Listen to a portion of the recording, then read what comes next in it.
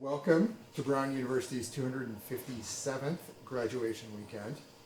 I made that up. I'm not sure if they did graduation weekends in like 1790, but 257th year. Yesterday, I had the honor of attending the Stoling ceremony for the 14th class of the I.E. Brown Executive MBA. This afternoon, we will welcome over 1,000 new master students into the fold of Brown's global alumni community. And this morning, it is my great pleasure to introduce our Commencement Forum, organized in honor of the 10th anniversary of the School of Professional Studies. Since its inception, the school has sought to open Brown to the world by offering an innovative slate of programs ranging from 1-hour master's classes to 15-month executive master's degrees and everything in between. Drawing upon Brown's exceptional faculty and deep well of scholarly research. In recent years, the school has taken on responsibility for all of Brown's master's programs, built one of the only teams in the country of career services professionals dedicated exclusively to master's students, and embarked on an ambitious growth plan led by Interim Dean Sandra Smith, who is here with us today. In the coming year, we look forward to launching 3 new fully online master's programs in management and business analytics, and a new initiative aimed at building connections with our alumni community. I began by mentioning the MBA Stoling ceremony because a year ago, I attended that ceremony as a member of the 13th cohort of Brown's MBA students, along with my colleague and friend, Michelle Johnson-Tijani. I am humbled today to have the honor of presenting Dr. Johnson-Tijani as the featured speaker or moderator of our forum. And I look forward to the graduation ceremony later today, when Dr. Johnson-Tijani will be recognized with the inaugural Dean's Distinguished Alumni Award. Dr. Johnson-Tijani is the Senior Executive Vice President and Chief Administrative Officer of Commencement Health, one of the nation's largest nonprofit health systems. She oversees a team of 175,000 employees, including 25,000 physicians and clinicians operating in 24 states. That alone seems daunting. But in addition, Dr. Johnson-Tijani is a member of the board of the Women Lawyers Association of Michigan, the Detroit Bar Association Foundation, the Community Impact Committee of the United Way of Michigan, and a member of the advisory boards of many more organizations. I can bear personal witness to Michelle's dedication, persistence, and her invariably thoughtful presence. When Michelle speaks, everyone in the room feels called to listen. Joining Michelle on today's panel are Professors Margot Jackson, Adam Levine, and Larry Warner of Brown University. Dr. Warner is the Chief Impact and Equity Officer of United Way, Rhode Island, where he oversees the organization's grant-making, research, innovation, community outreach, and its work to advance racial equity.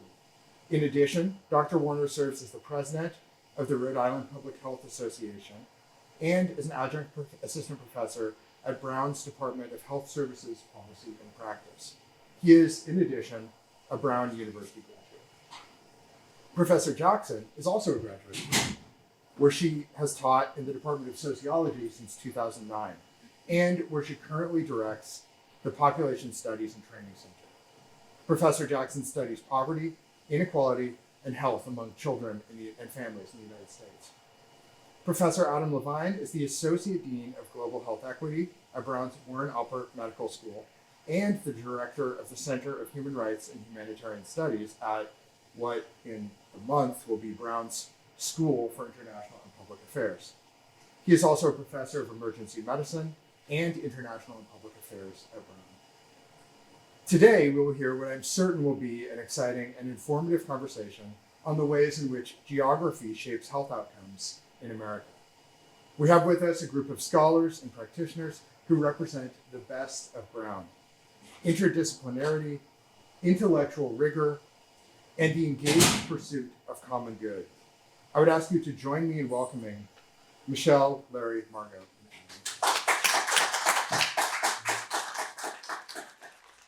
What an absolute pleasure it is to be with you all today. I can just remember some of our early conversations and preparing to spend this time with you. And I'm excited. I'm excited about the experiences of some of our panelists, and we hope to share that with you today.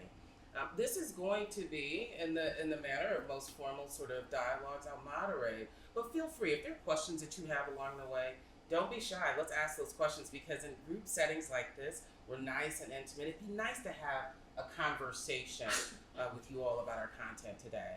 I'm Michelle Johnson-Tajani, really delighted to talk about something that is so important to all of us, and that is health.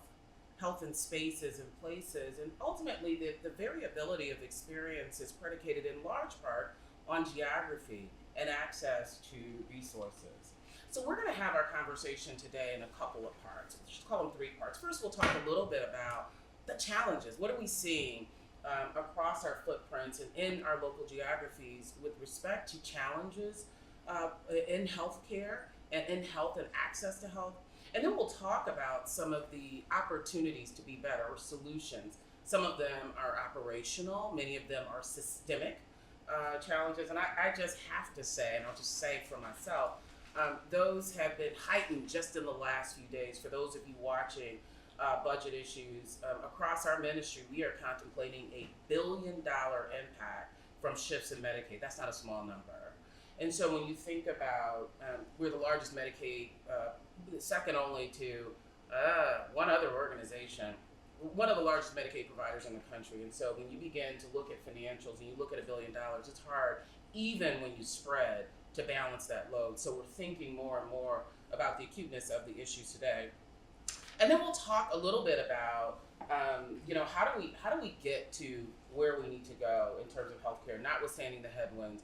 Where can we go, and what really are our opportunities to kind of have the impact that we all want to have in this space, and perhaps some dialogue about how we all are part of the solution, right?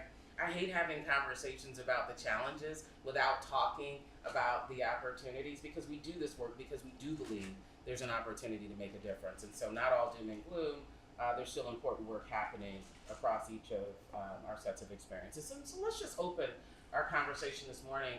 Let's just ground ourselves in sort of the reality of today. And so any person can start, but as we think about the challenges in our industry today and in our sector today, where might we say ground some of that? Let's just talk a little bit about it through each of your lenses. Larry, why don't you start? All right. So I would start us off by saying we have a couple of things that we're reckoning with as a country. One is that compared to our peer countries when it comes to the economy, our life expectancy and other indicators of health status pale in comparison when you consider how much we spend per capita on healthcare. Yeah. We're way off of the median if you look at life expectancy compared to per capita spending. We also spend more on healthcare than we do on social needs, on social determinants of health, which the public health literature tells us that while we tend to focus more so on clinical care and access to primary care, which is absolutely important, upwards of 25 to 40%, depending on the literature you look at, of our health is determined by non-clinical factors. That's a really important point. Many of you have heard that before. If you operate in the healthcare space, this idea, people think that when people just have access to hospitals, we've got solutions. But I just want you to double down on that point there, this idea that... And I actually said it wrong. So it's 10 to 25% of our health is determined by access to clinical care. That's right. The rest is determined by non-clinical factors, and whether it's access to health promoting resources like jobs, like education, like healthy fruits and vegetables. Those are, and there are some risk factors that are genetically genetic, but being close to a hospital, being close to a doctor's office does not make me healthy. So we're increasingly becoming aware of that. And if you think about when you go to a clinical setting, there is now increasingly screening for health-related social needs and social determinants of health. Do you feel safe in your home? Do you have access to food? Are you concerned about X, Y, Z? And so there's recognition across health systems and private practices, and that we pay attention to that. And we also have, and aligned with the theme of today, we have differences in health outcomes and in social determinants of health by geography and by race and ethnicity or other demographic characteristics. And so we have a lot of work to do in reducing or eliminating those differences. But I figured I'd start off by grounding us in that reality. Right. It's not just clinical care, it's social needs and social determinants of health at both the individual and community level. And then we need to address significant differences when it comes to health outcomes by race and by geography. No, I appreciate that. So that this variability around access, and then access to what, right? And so what is it that we need to solve some of our solutioning as we think about it from the individual perspective, and then their broader perspectives. Margaret, we talked a little bit about, so I'm a mom, right? And I need access to care, and I need access to some of the SDOH or social determinants of health resources for me. But how do we think about some of these things from the challenge perspective with respect to families? Yeah. Can you all hear me okay? Okay, great. That's a great mic. Okay, good. One thing about teaching is you get good at yelling for long periods of time, for better or worse. But yes, I think, I guess I would kind of introduce or add 3 themes to our discussion that are relevant as kind of a backdrop for how we think about some of these challenges. I think one point that's really worth emphasizing is that over the last several decades in the United States, there's been really pretty dramatic rises in levels of inequality. By income, by education, the differences in resources, right? Both financial and non-financial resources that people have to even bring to the table with respect to access have become more and more unequal, right? Over the last several decades. So we can talk a lot more about that, but that's one important point. I think another really important point that has kind of happened alongside those changes is that, as Larry kind of hinted at, there have been pretty dramatic changes in the demographics of poverty and kind of income, access to income in general. And so increasingly in the United States, poverty is a disproportionately rural experience. I think that's one point that's worth emphasizing. Even though most poor people in the United States are not living in rural areas, people in rural areas are much more likely to be poor, and therefore, right, kind of have a harder time accessing some of these basic institutional resources like healthcare. And then I think the third point that I would emphasize that's relevant to my research, and we can get into a lot more, is that there has been really an important erosion of access to the social safety net in the United States, particularly for the poorest families over the last several decades. So we now have a much more employment-based safety net in the US than we did decades ago.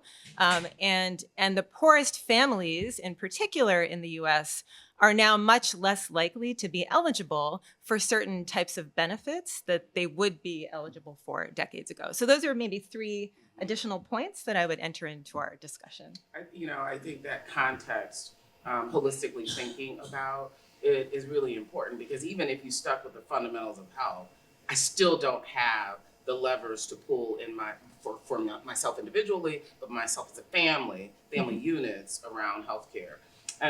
Adam, as we had some conversation, you talked a bit about some models that are being deployed in sort of response to some of the challenges that individuals and communities are facing. I wonder if you might want to highlight that a little bit, and certainly offer any context if you want to the challenges. But I got excited about your solution, but we don't need to get right there yet. Sure. And it's really an honor to be here. And thank you so much for inviting me. And it's great to get to speak to all of you today, too.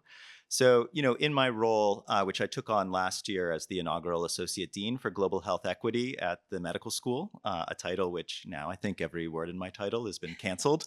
But luckily not here at Brown. They've let me keep it. So, one of the things that we established really strongly also with our Center for Global Health Equity, which we just launched in January, is that global health equity is not something that happens in other countries. And in fact, I've worked in dozens of countries around the world, including here in the United States. And I've worked in high-income countries, low-income countries, middle-income countries, and I can tell you that in every one of those places, there was a fancy hotel where I could get a very nice cocktail, and in every one of those places, there were people living in tents, including here in Providence, Rhode Island, and other types of makeshift housing with limited access to healthcare. So many of the artificial differences that we create between these different countries are actually more about differences within those countries and inequality within countries. It's often said that a Black man in Harlem, living on one of the richest islands in the world, Manhattan, has the same life expectancy as the average man in Bangladesh, which is a lower middle income country in South Asia, beset by disasters and cholera outbreaks. So one of the things that I think about is not so much solutions that work for high income countries or solutions that work for low income countries, but what are the solutions that can work for vulnerable populations, for people in all settings everywhere in the world. And so we try and do a lot of that work and bringing together our faculty working here in Providence with underserved populations, with faculty who are doing global health research and training programs all over the world. You know, there's dozens of different examples of this, but, you know, one of the examples that I like to talk about is the idea of the accompagnateur, which was a model developed by Partners in Health in Haiti and has now spread to much of the world. Essentially a community health worker is another way that you could call it, a village health worker. Having people who are based in the communities where the poorest and most marginalized live, not necessarily folks with a great deal of medical training, because it turns out that helping people achieve that basic level of health doesn't require someone with a great deal of medical training. It requires somebody who can provide some basic information about how to vaccinate your child, how to keep your family healthy, can help actually, you know, bring the medicine to them because they can't access it themselves when they have something like tuberculosis or HIV. And I've seen that model work really well and actually published some research on it with the Minister of Health in Rwanda, looking at the impact that the community health worker model had on child health in Rwanda. And now I find myself doing something very similar here in Providence, where we started a street medicine team about a year and a half ago that I've been very involved with. I go out once a week. The street medicine team is out every day. And I see people who are unsheltered, living in encampments around Providence and Pawtucket and Central Falls. And we see individuals who actually don't have primary care doctors, don't have any access to medical care. And we go to where they're at and we try and help them figure out what their needs are and how to provide care for them where they're at. And so it's a really interesting model. It's being used in a lot of different ways by a number of healthcare systems to help, you know, people who, you know, maybe be higher up on the socioeconomic ladder, but are still not able to access care in the usual way that all of us do, where we make an appointment with a doctor 6 months from now and then show up at that appointment at the exact time. Not everyone has the resources or abilities to be able to do that. I think one of the things that's oftentimes surprising to people is the idea that if you don't have a source of payment, you can't make an appointment. Right. So you know, you can call, like we all call, and you call your primary care physician to get an appointment. The first question is, you know, what's your insurance? Well, you could not have insurance and have a ton of money. It's actually difficult to get an appointment. You're going to have to provide some assurance that you will indeed be able to make payment. But when we think about Adam, this fundamental issue of access, and before even getting to sort of the wraparound services and the work of our community health workers, it is very difficult to move people out of emergency room settings where oftentimes people will access care because I don't have another way to get in. And into a primary care setting. And candidly, there's so many organizations across the country who will simply eliminate that as an option. So if you get a call, Dr. X at X health system, you're not getting in if you cannot identify a way to be paid. And so, proud to say we don't do that, but it is the case that happens a lot of places. And so then the default becomes accessing care through emergency rooms, where we see lots of folks who are underinsured, uninsured, and the rising behavioral health issues. And we don't have to go down that road because I know it's a deep, dark one, but the reality is so many of our ED settings, which I know you're very familiar with, are filled with folks who would benefit so tremendously from established care relationships with providers. You're leaning in. It's like you want to say something. Thank you. Yeah, I just wanted to add and build on your point there. It's not just access to health insurance, which we always kind of think about this is the primary factor, but it's access to the right kind of health insurance. So if you have, in fact, almost every unsheltered patient that I take care of on the street in Rhode Island has Medicaid, and yet they can't access care because providers aren't taking Medicaid because the reimbursement is much lower than Medicare or private insurance. And beyond even having insurance, even if you have insurance and you make an appointment with that doctor, do you have transportation to get there? For sure. You know, do you have the ability to take off of work to go see your doctor? Or does that mean you're going to get fired from your job and not be able to actually earn money for your family? All of these different things compound together when it comes to accessing healthcare. And then, yeah, to your point, you know, and this starts to get a little bit to the solutions, I think. In my head, a lot of the solution is about drawing connections, especially for the public, and give a couple examples. So the emergency department is something we all use. There is one level 1 trauma center in Rhode Island. So if any of you, God forbid, get in a car accident today, there's one place that you're going, and that's Rhode Island Hospital Emergency Department. The average wait time now is about 8 hours at the Rhode Island Hospital Emergency Department because it is flooded and has been for the past year and a half or 2 years with so many patients who don't have access to care any other way. And also because of the fact that we just don't have enough doctors and beds in Rhode Island to care for all of the both physically ill and mentally ill patients that we have. And so this is a reason why you should care about a poor person's access to care, because if they don't have access to care another way, if there aren't other systems besides the emergency department, if there aren't enough hospital beds, if there aren't enough behavioral health beds in the state to send people with mental health conditions, then that means that you're going to be sitting there a long time after your car accident waiting to get care in the emergency department.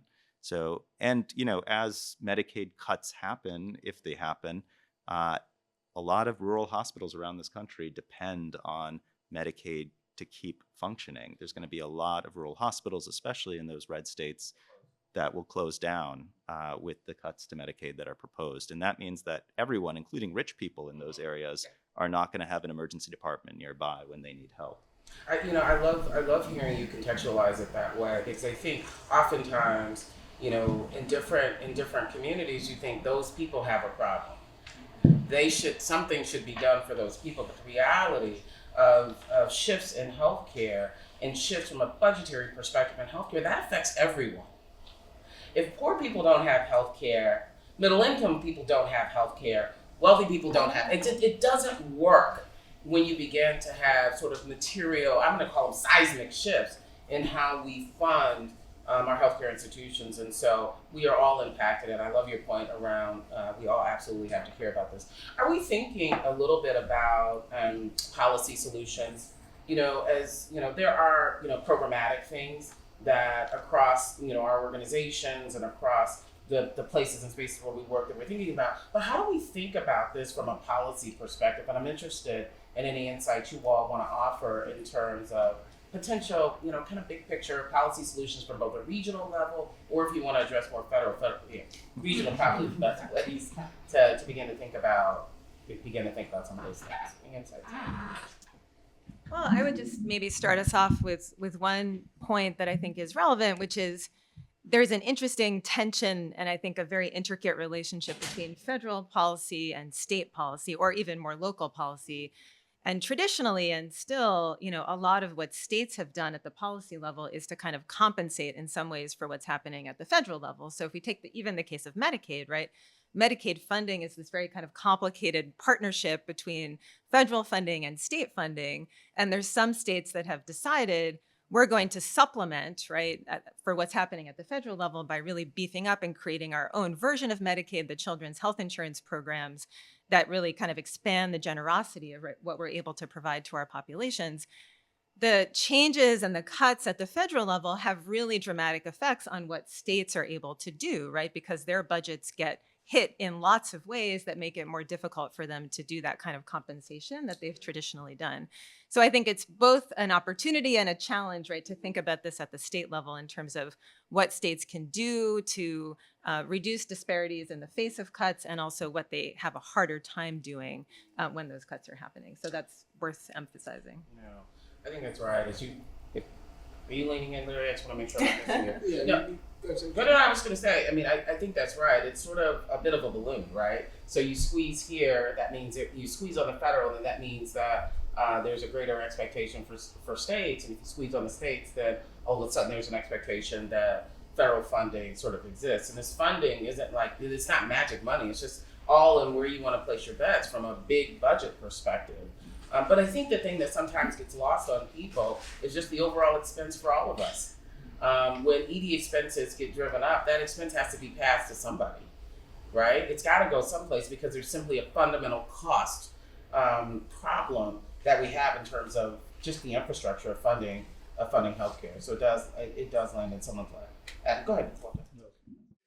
So I would add to the discussion that there have been a lot of good efforts to address a lot of what we've scratched the surface on so far with respect to the cost of healthcare, access to healthcare. There are some levers that by necessity exist at the federal level, at the national level, and then there are some things that can be controlled at the state level. However, you get the most impact when you have federal programs like Medicare, or federal payers like Medicare, and local or regional payers, commercial, Medicaid at the state level, working together. And Rhode Island has had good progress in attempting to control the cost of care, understanding that pharmaceuticals are one of the leading drivers of the cost of care. And you can't... Is that a surprise to anybody?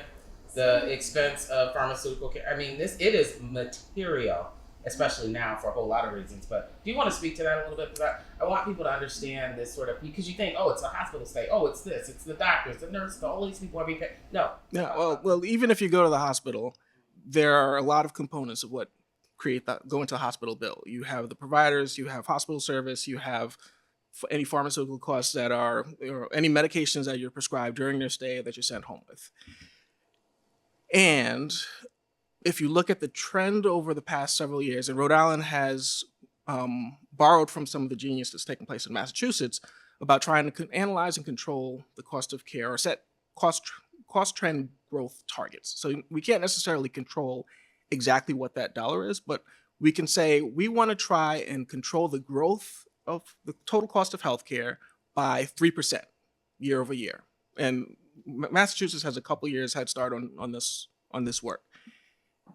The first year, Rhode Island set a target, I think it was in 2019, 2020, and we didn't come in under that target, but at least by having a target, we had something to strive for. We came in, I think, 4% growth, and don't hold me to those exact numbers, but just by order of magnitude, we set a target of 3%, and we came in slightly above it. But if we didn't have a target, we would have just grown uncontrollably. Now, that's the background of, that's the larger context of the work that's trying to be done to understand what's driving our costs. And in that process of both setting a target and then understanding why we didn't meet the target, we came to the realization that drug costs was either the number one or number two driver of total cost of care and growth in the cost of care. And it's not something that we can control at the state level.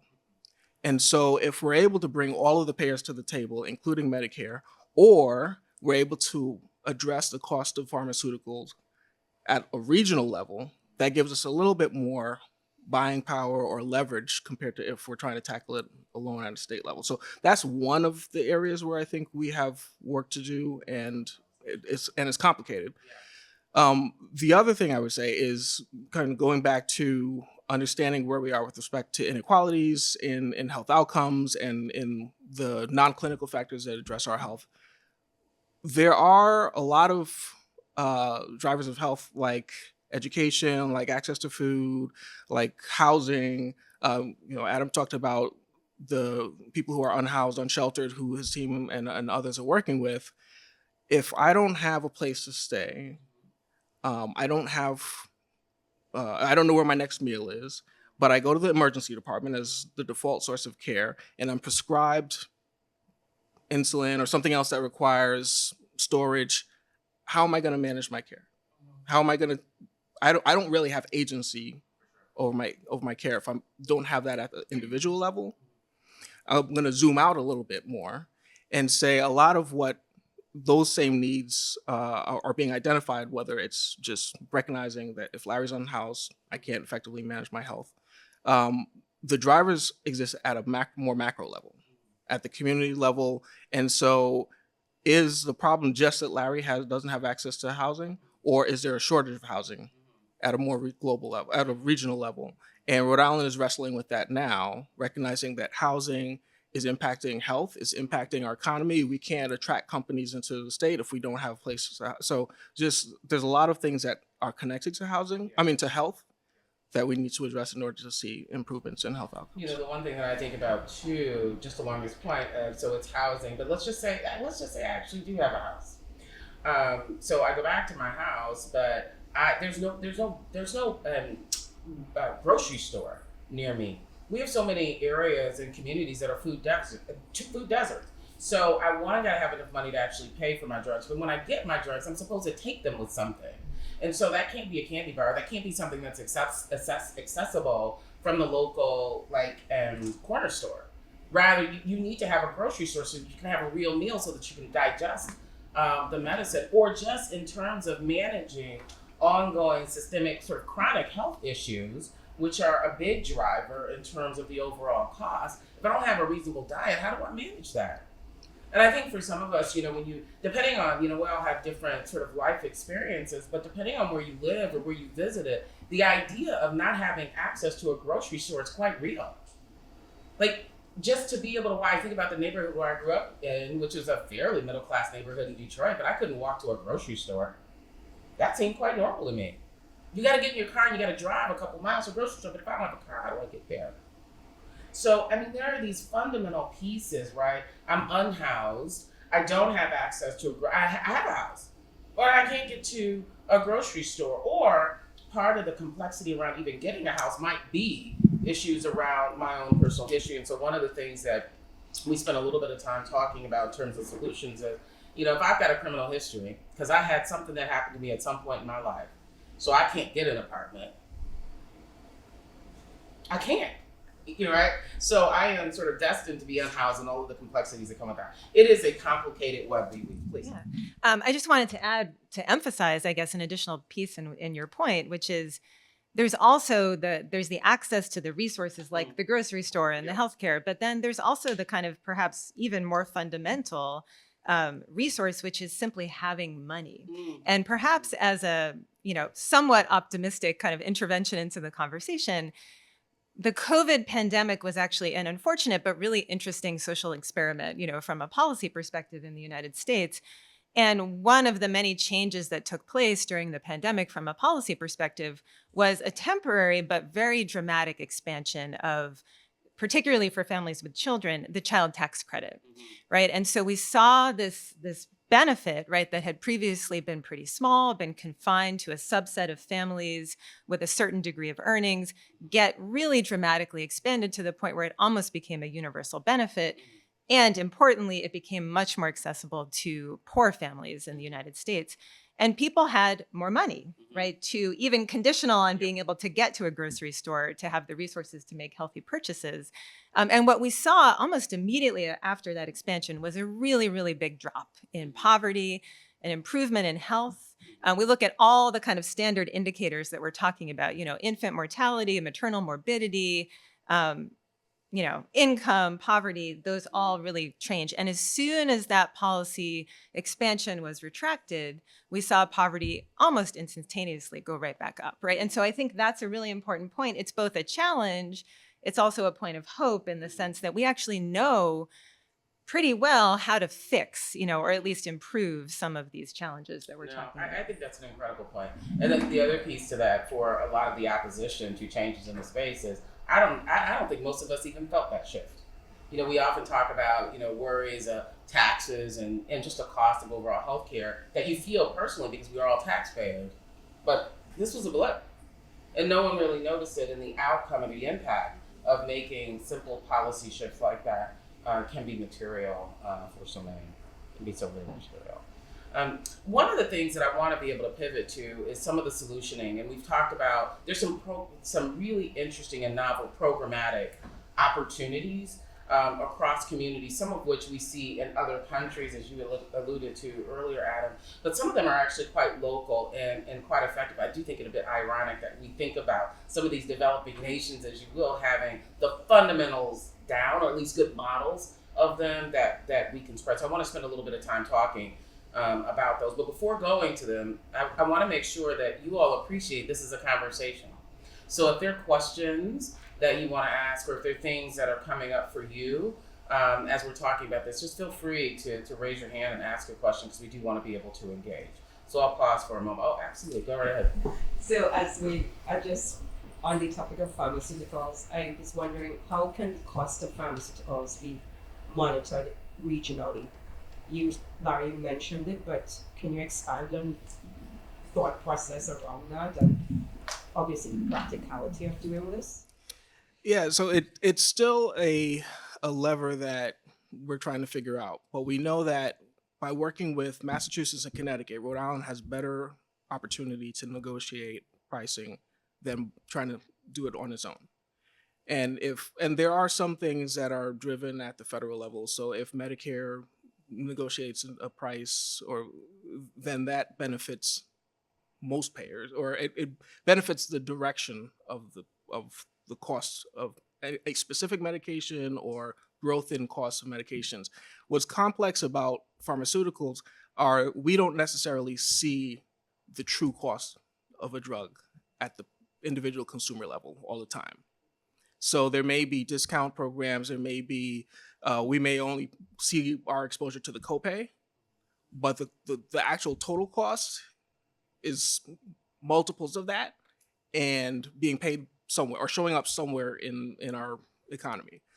So until we really wrestle down both the true cost and then exposure to patients, where we in the room, the lay people, or some of us are experts, but the average consumer is not going to really understand how much prescription drug costs are impacting our total cost of care. Their healthcare benefits may become a consideration if they're employed. Like, what are the plan design options that are available to them? And if it's someone who's had very little use of healthcare, then they may take a plan design that has a higher copay because they're not expecting to use it. But then when you need it, then it has a greater out of pocket. So that's like at the consumer level. But going back to your original question, at the more macro level, Rhode Island is interested in and is trying to figure out are there regional compacts that we can sign that help us to negotiate with big pharma to manage the costs or growth of costs. It is something that's being led by the Health Insurance Commissioner's Office in partnership with Medicaid at the state level, and hoping to see some progress over time. Are there any other regions in the U.S. that have a model of managing pharmaceutical costs? I don't know off the top of my head. I could definitely, and if folks in the room know, I know we have some experts in both national and international healthcare systems. So I know it's a question that's not unique to Rhode Island, and we fortunately have a lot of expertise in major systems in the Northeast. So I think we have the political and socioeconomic or the healthcare heft to have these conversations, but I can't speak to what's happening nationally. Do you have a question? I did. First, thank you for this conversation and for the work that you're doing. I wonder if, this is for anyone on the panel, there's been a movement, my understanding, in the last couple of years to have food be a prescription, similar to like pharmaceuticals. Do you guys have any experience with that? And if you can speak to whether that's something that's been piloted here? I can, yes, and there has been a lot of, there's been frustration and progress at the same time about the ability or inability to pay for food and other social needs that directly impact health and health outcomes and are known to keep people out of emergency departments, but that some of the restrictions on how medical dollar or health insurance dollars are used prevent that. Common sense expenditures. Until some policy changes have been implemented. And one example is neighborhood health plan, which is the larger of the Medicaid payers in the state, in Rhode Island, has made the case that they can save probably 90 cents on the dollar if they were, and change has been accomplished where this is actually a thing now that they can do. If they could have 10 years ago paid for an air conditioner during the summer for someone who was a frequent flyer in the emergency department, they could keep that person out of the emergency department. 10 years ago, it wasn't something that they could do. We've seen where there's been increased flexibility in the use of Medicaid dollars, and a lot of increased flexibility in Medicare Advantage dollars as well. So addressing social needs has been increasingly a tool that's in the payer's toolbox. And as well as in clinical settings, now you can flag in electronic health records the same way you could have a code for diabetes related symptoms. You could have there are codes for health related social needs, Z codes that allow us to track what in people's electronic health records, how they're presenting in clinical settings.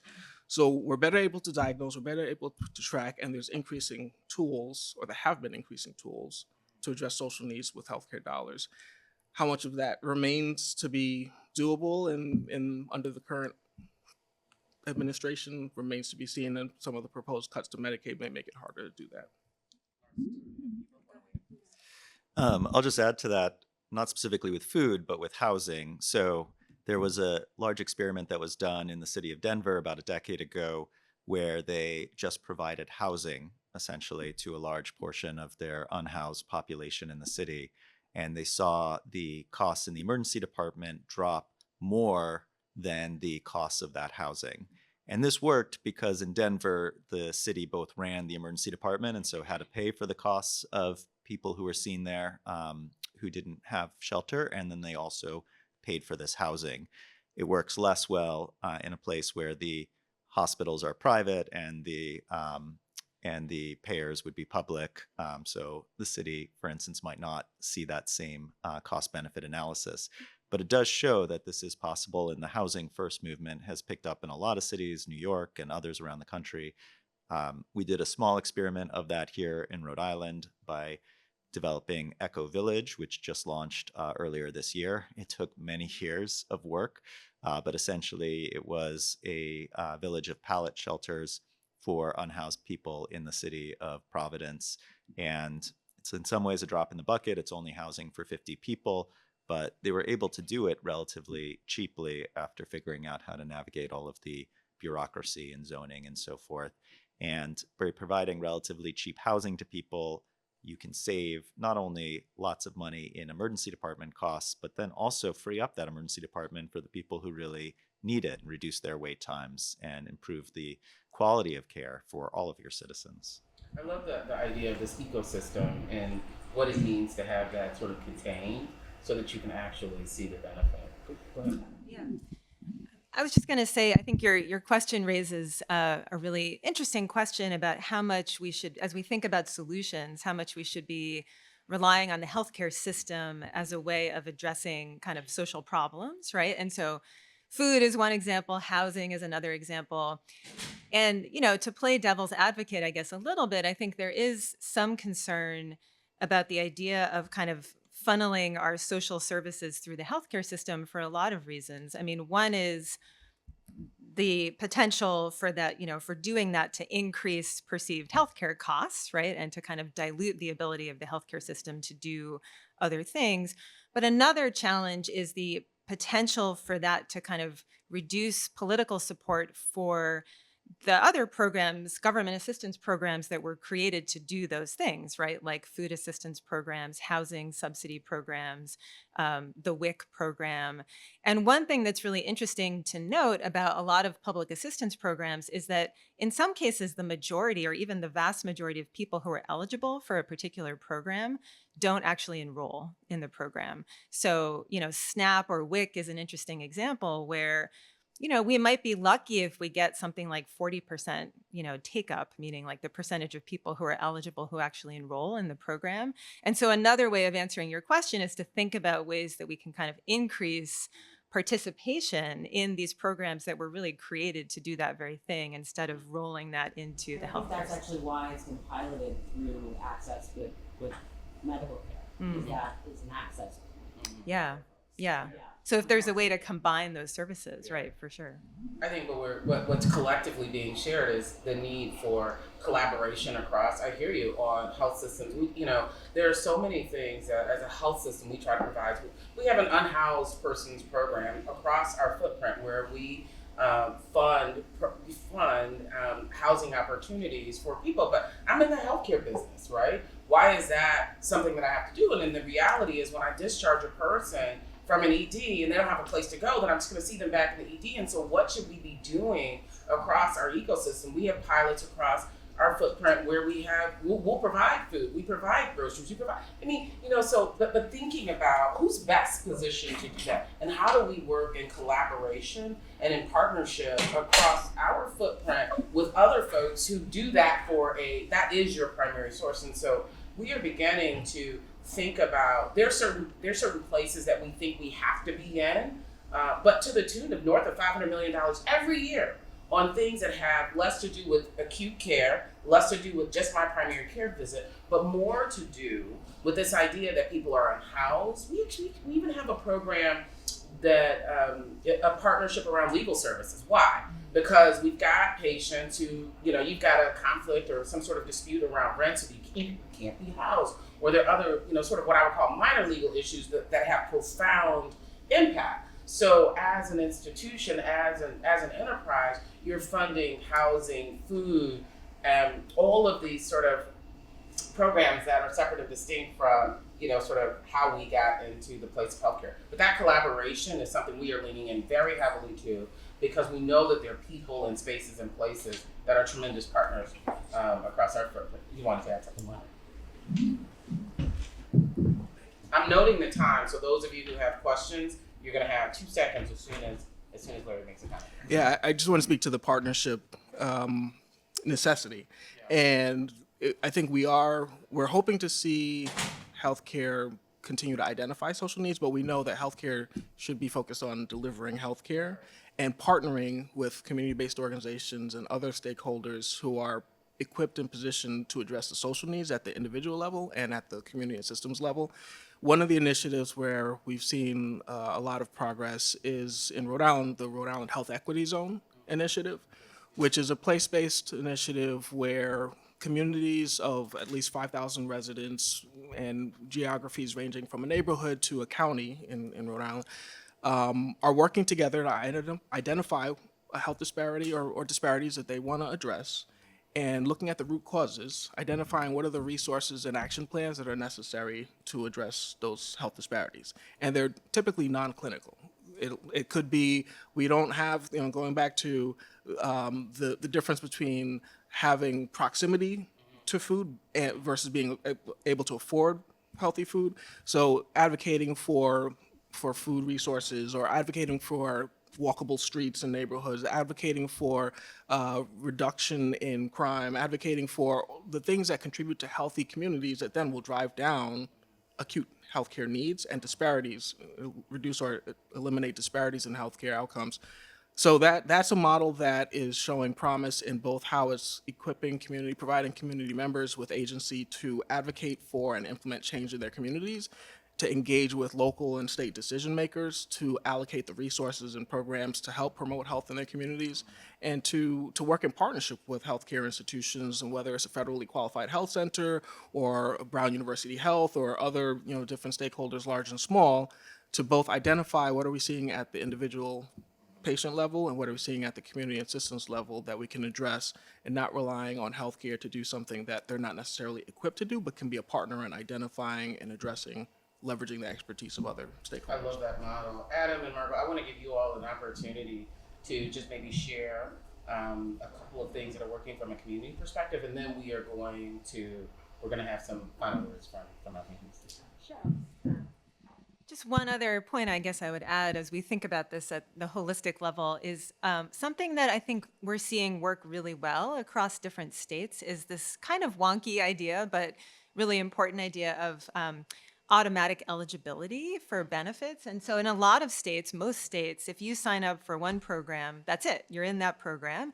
And if you might be eligible for 8 other benefits, right? But it's really hard to go through the process of enrolling in all of these benefits. And what some states have done, and the one that's I think done it the most notably that comes to mind is Minnesota, is to create programs that are kind of automatic. So you enroll in one, you're eligible for X number of programs, and then you're in those programs, right? And so when someone shows up in the healthcare system, there's less of a need, right, to have a conversation of, do you have access to your food? Do you have a certain level of income support? Housing subsidies if you might be eligible. And so I think that's a really promising model. I should know if Rhode Island is one of those states, and I'll have to look into that, but I think that that's something that's worth putting out there. I'll just mention that I think, one of the areas, and it's been touched on a little bit, that is really lacking in the United States is around health communication. And so we have this, if you build it, they will come idea that if we develop a great vaccine that works, everyone will just take it. And that certainly is not the case.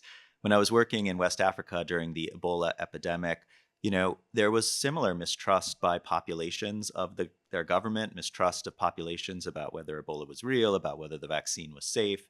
And, locally, a anthropology platform was set up by local academics, international academics, and community organizations that helped define sort of cultural attitudes of different groups all over West Africa so that you could tailor your vaccine promotion to the local beliefs that those populations had.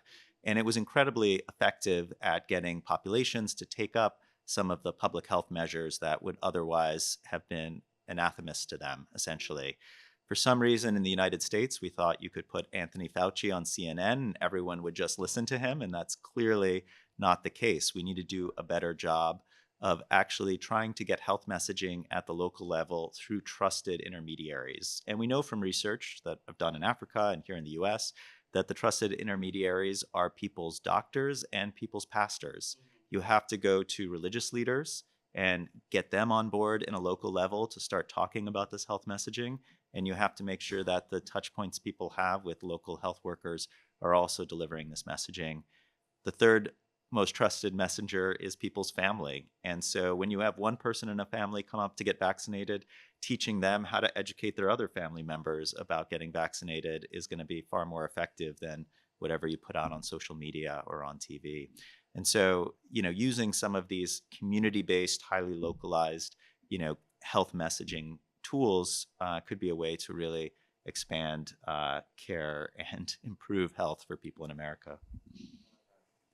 So this is a wonderful way to round up this idea that we've got lots of challenges and opportunities in the space, but we also have some solutions that we know are working in pockets.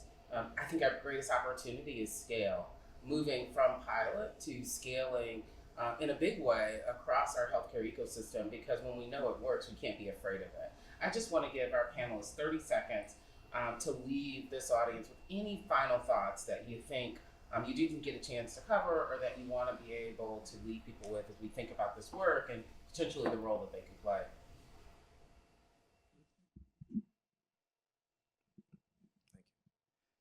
So recognizing that we're in a time of uncertainty from a policy and fiscal landscape, I know that we've had a lot of good momentum to date in understanding that social needs drive health outcomes more so than access to clinical care.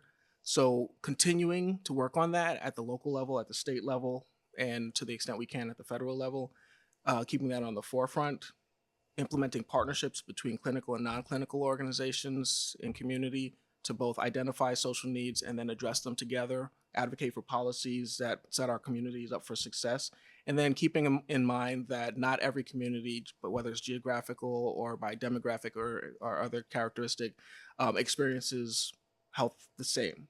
And so not taking a one-size-fits-all approach to implementing policies, being mindful of our most vulnerable communities and populations as we develop interventions.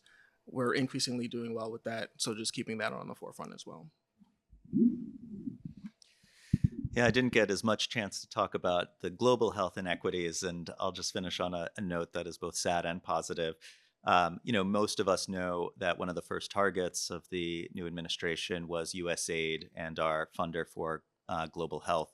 And I think one of the things that's incredibly important and what we learned from this is that part of the reason it was the first target is that it was such an easy target because Americans think we spend too much money on foreign assistance and don't realize how little we actually spend, and also don't realize how much that foreign assistance helps us here in America.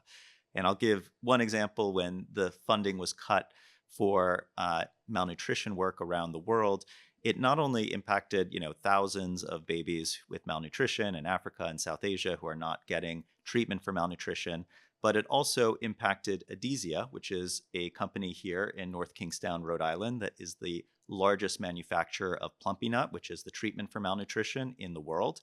And in fact, one of the things I'm very proud about with Rhode Island is our second largest international export is Plumpy Nut, treatment for malnutrition. And when the cuts to USAID went in place, it wasn't just thousands of children in Africa and Asia who are now not getting treated for malnutrition and dying because of it, but Adizia, this major factory, had to shut down all its lines and lay off hundreds of local workers here in Rhode Island, good factory jobs. Not only that, but Adizia buys all of its peanuts from farmers in Georgia and Iowa and so forth. And so all of those farmers whose farms are already, on the brink are now not able to fill those orders. And our Congressman, Seth Magaziner, along with others, actually just went on the floor of the House 11 days in a row, raising this point and making the connection between global health funding and treatment of malnutrition abroad and the impacts it was having here. And just yesterday, Adizia's funding was restored and they've been able to open up their lines. This is one small example, but it shows how when we make these connections between global health and local health and our economies, that we can actually have some pull even in this sort of administration. Yeah, I'll just be very brief because these points are so important and I don't have too much to add. I think, many of us are probably paying attention very closely to the budget negotiation that's happening right now. And I think it's probably worth emphasizing that almost every one of the programs, initiatives, that we've discussed is, I think, actually very likely, right, to be cut in sometimes in very significant ways. And some of them, I think, are more responsive to advocacy than others, right? But I think it's probably going to require, I think, in the years to come, a pretty significant retooling, in the way that we address some of these problems. So I feel badly ending on what sounds like a very negative note, but pay attention to the budget process. No, I think you're right. Yeah.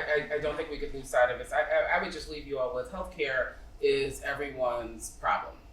Everyone's problem without regard to your background, socioeconomic status. But it's also everyone's opportunity.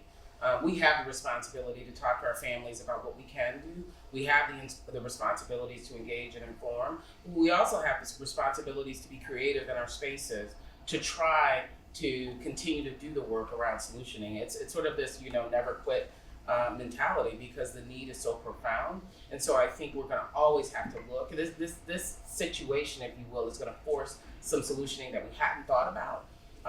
But be ever present and aware of what's happening so that we better prepare to respond to whatever comes, because we're not giving up on the communities that we serve.